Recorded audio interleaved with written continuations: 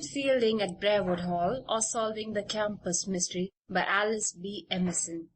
Chapter 8. The Marble Harp. The social meeting of the Up and Doing Club lasted less than an hour. It was quite evident that it had been mainly held for the introduction of Ruth Fielding and her chum into the society of the Briarwood girls. Those gathered in the assembly room did not number any seniors, but were all of the junior grade, and all older than Ruth and Helen. Primes were not allowed by Mrs. Tellingham to join any of the class-governed societies. In spite of the fact that Ruth suspected Mary Cox of deliberately throwing herself in the way of Helen and she on their arrival at the school, with the sole object of getting them pledged to this society, the girl from the Red Mill could not fail to appreciate the good-natured attempts of the Upedes to make them both feel at home in their new surroundings. They must be grateful for that. Nor were they urged at this time to join the club. At least nobody said more to Ruth about joining than had the stout girl Jenny Stone on their way to this meeting. The party broke up in such good season that it was scarcely dark when the chums left the room in the dining hall and strolled back to their dormitory with their new friends. The lamps around the campus were being lighted by a little old Irishman who wore a wreath of short grey whiskers and hair about his face, a regular frame. His long upper lip and his chin were shaven, and this arrangement gave him a most comical appearance. "You are late again tonight, Tony," Jenny Stone remarked as she and Ruth came down the steps of the dining hall together. The little Irishman backed down the short flight of steps he carried with a groan. He had just lighted the final lamp of the series that surrounded the campus. "And well I might be, grumbled the man. "'Tis me needs 4 pair of hands instead of 1 pair, and as many legs as a centipede." Tony evidently meant centipede. "'Tis Tony here, Tony there, every blessed minute of the day. And it's moving trunks and boxes and the like. Miss Grace should hire an elephant at this time of the year, and so I tell her. And what with these here foreigners too. Bad cess to them. I have to chase every ragtag and bobtail on the place, so I do." "Not tramps again, Tony," cried Jenny Stone. "'Tis worse. Musical bodies they be, playing harps and fiddles and the likes. Sure it will be hand organs and monkeys tomorrow, belike." "Ah, yes. "Maybe some of these traveling musicians can play the marble harp yonder," said Heavy with a chuckle, pointing to the now half-shrouded figure in the center of the campus. "Oh, Vera, don't be saying it," grumbled the old man. "There's bad luck in speaking of them folks." Jenny Stone squeezed Ruth's arm, still laughing, as they went on and left the old Irishman. "He's just as superstitious as can be," she whispered. "He really believes the old story about the harp." "He ought to believe in a harp," laughed Ruth in return. "He being Irish. Tell me, who is he?" "Anthony Foyle. He's the only workman about the place who sleeps on the premises. His wife's our cook. They're a comical old couple, and she does make the nicest tarts. They melt in your mouth, if you could only make up your mind to hold them long enough on your tongue," sighed Heavy rapturously.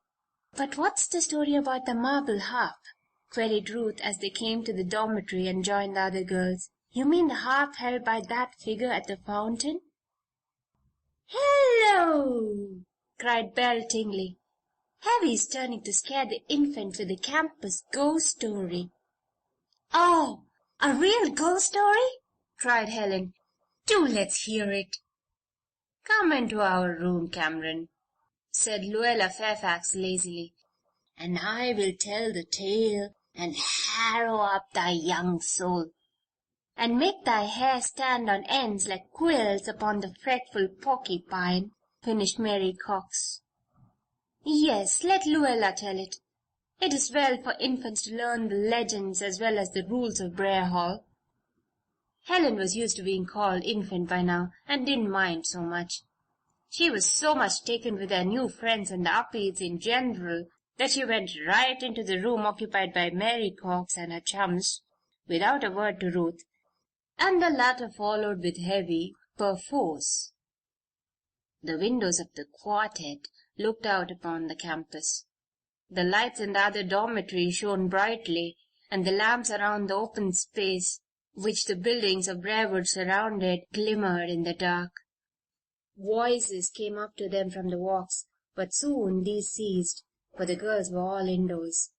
The campus was deserted. "Don't let's light the lamp," said Luella. "I can tell stories better in the dark." "And ghost stories, too," laughed Helen. "Not so much of a ghost story. At least, there's nothing really terrible about it," returned Miss Fairfax slowly. "I suppose there are not many people who talk about it outside of our own selves here at Briarwood. But once, before the school came here, the marble statue down there was the talk of the whole countryside.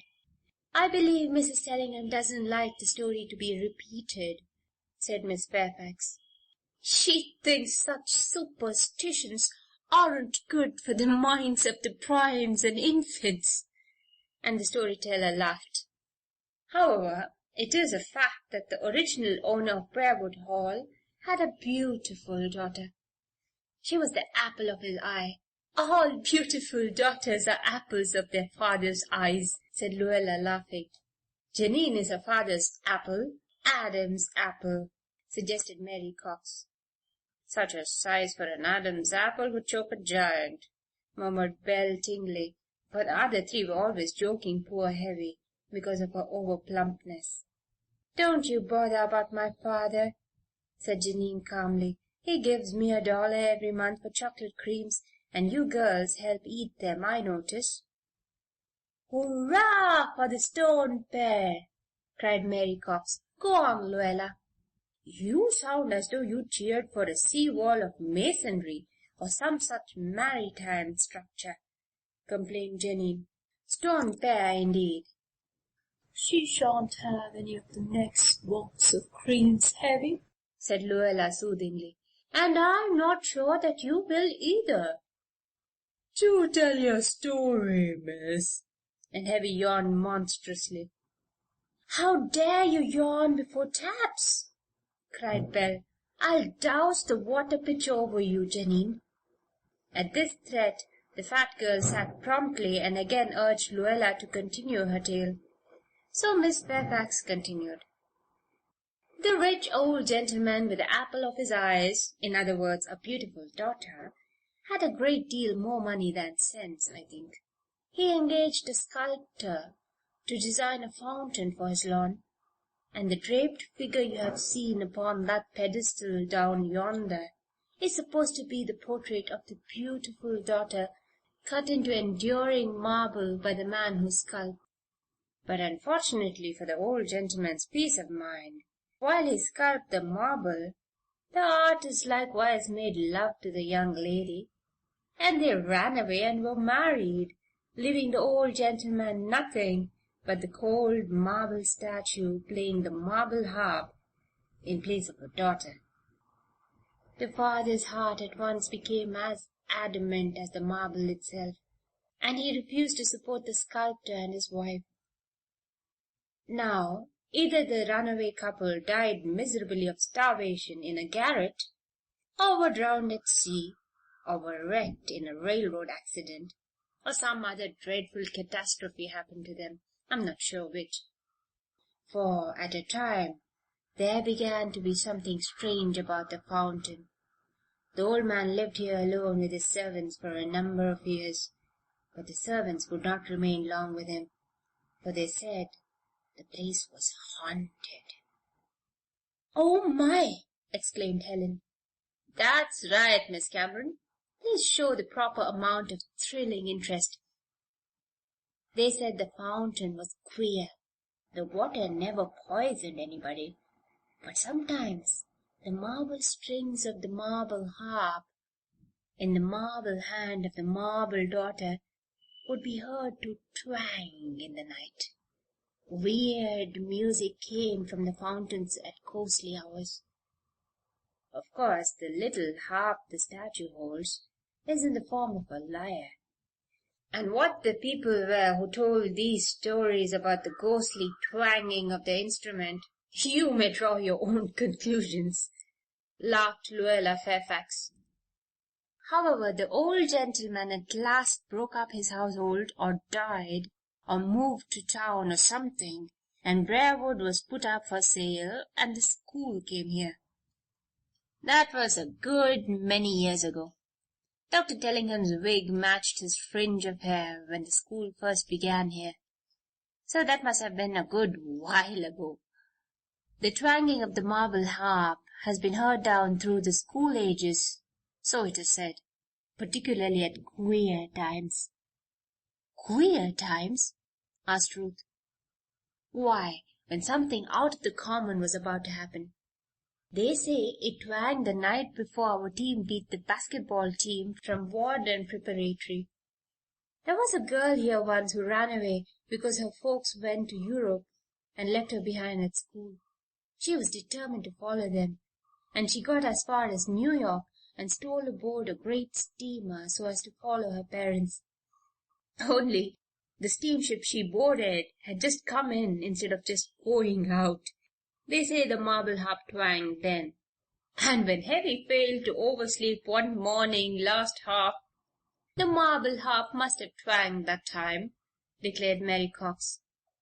A gentle snore answered from the window seat, where Janine Stone had actually gone to sleep. "Wasted humor," said Mary, laughing. "Heavy is in the land of Nod. It's been a hard day for her. At supper she had to eat her own and Miss Fielding's share of the cup custards." Ruth and Helen had risen to go.